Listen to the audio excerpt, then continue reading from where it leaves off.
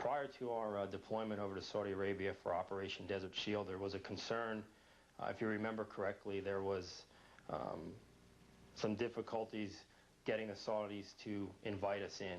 And the Saudis were concerned that if Americans came into the country, they would be inviting infidels into the country. And they may, through their actions, put Saudi Arabia in jeopardy with its Arab neighbors.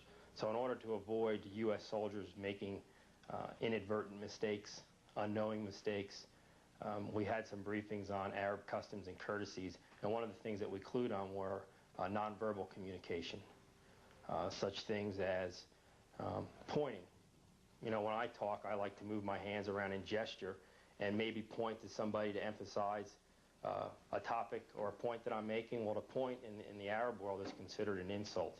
To gesture to somebody to come here and maybe make that movement would imply that that person is lower than you are. So if you were addressing a group that had Arabs in it and you were making a presentation, you would have to be very cognizant of your nonverbal communication gestures.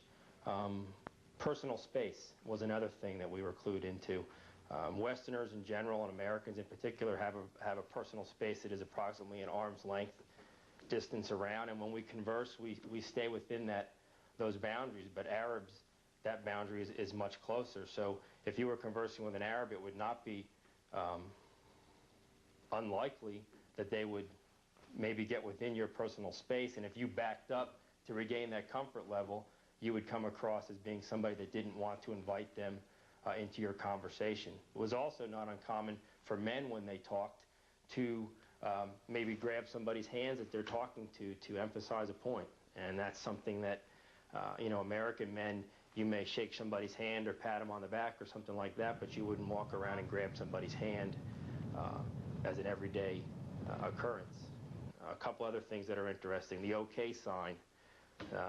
You know, you may say OK to somebody. Well, in the Arab world, that's considered the evil eye, and that's like putting a curse on somebody. Another thing that was kind of interesting, if you sit down, we have a habit of crossing our legs, putting, you know, one leg on your opposing leg.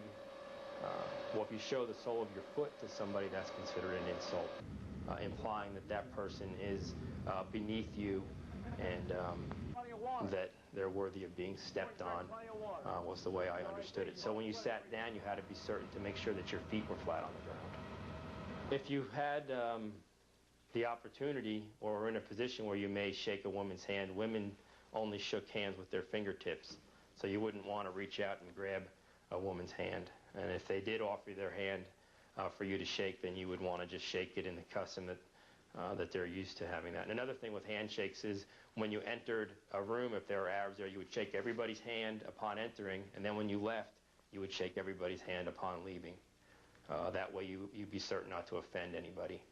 There are various other customs, Bedouin customs. There was an old Bedouin custom where when they greet each other, it's common to touch noses. I never had an opportunity to rub noses with Bedouins, but they wanted us to be aware of these things, so in case you did run into somebody, you didn't take their nonverbal communication as the wrong way.